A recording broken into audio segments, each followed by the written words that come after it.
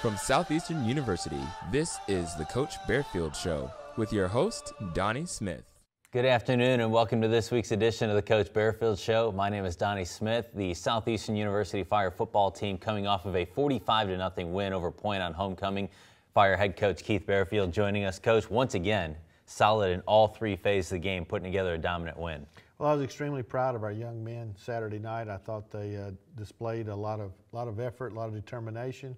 They were motivated coming into the game, and not just homecoming, but it was a game that they were looking forward to for a year, and I think they showed up real well Saturday night.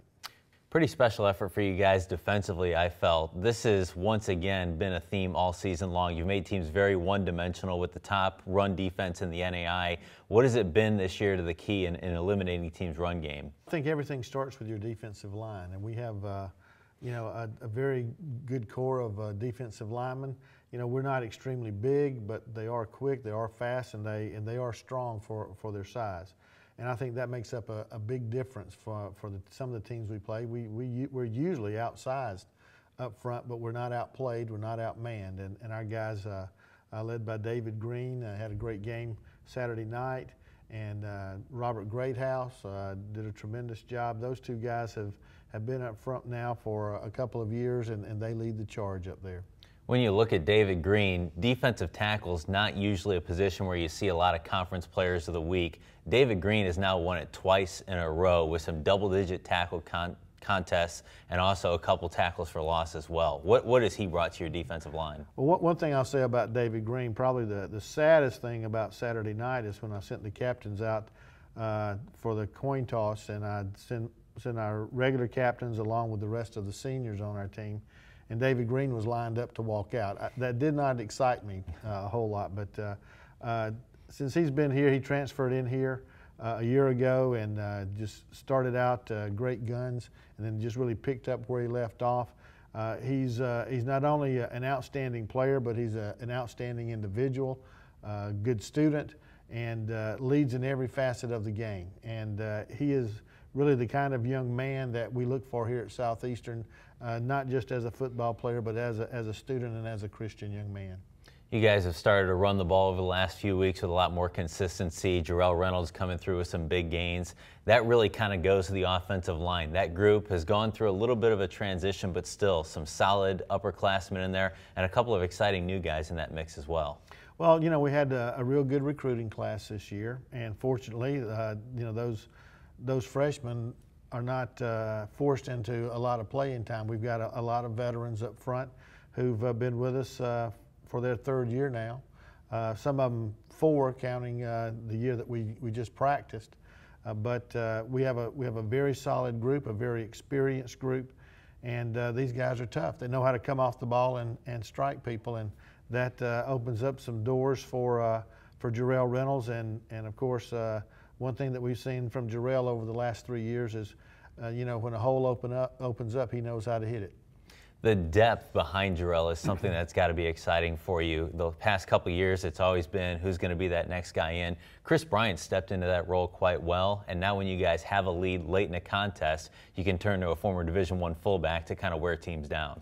Well, Chris Bryant, showed a flash or two last year as a freshman, and we really weren't sure in what we had, but this past spring he really lit things up and caught our attention. And he's had a very, very good year this year in a supporting role, coming in and spelling Jarrell. He can come out, when he feels a little tired, so he doesn't get overly fatigued. And when Chris comes in, we don't lose a whole lot.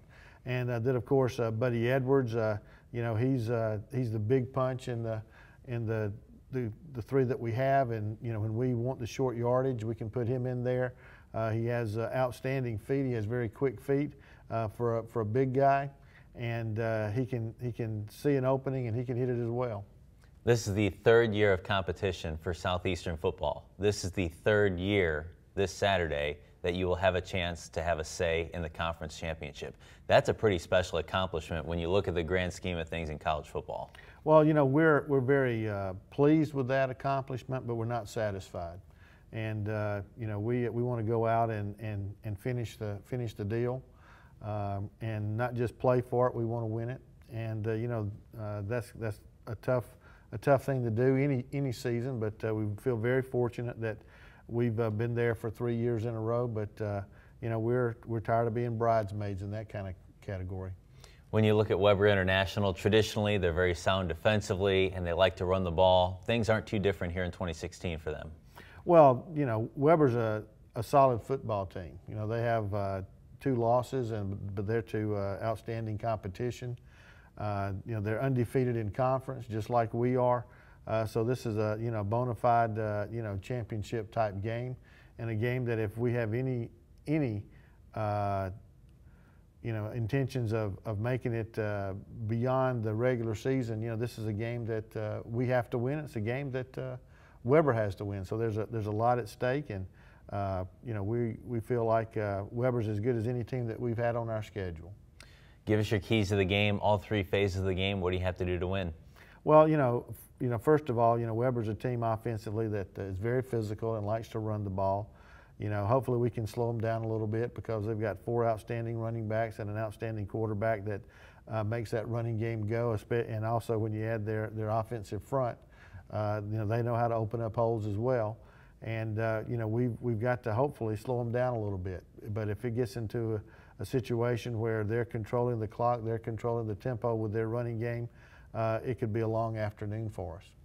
Offensively, we've got to attack a defense that runs a 3-man front, 3-4 defense, and so you've got linebackers coming at you from all different directions. They have a very physical front, and we've just got to figure out some way to get an opening for a back here or there, and hopefully we can make a play. And then if we can get some running game going and we get them to respect our running game, hopefully we can complete a pass or 2 and get them back off our backs. But those are things offensively that we have to do, and defensively. And in special teams, we can't have mistakes like we had at Ave Maria. We can't have any blocked punts. Everything's got to be positive. Our return game has to be on par, and we just can't turn the ball over in any aspect. We just got to win the battle of field position in the special teams game, and if we can do that, I think we can be successful. Fire football coach Keith Barefield has been our guest here on the Keith Barefield Show. Fire football on the road on Saturday to take on Weber International, looking for a perfect 5-0 conference season.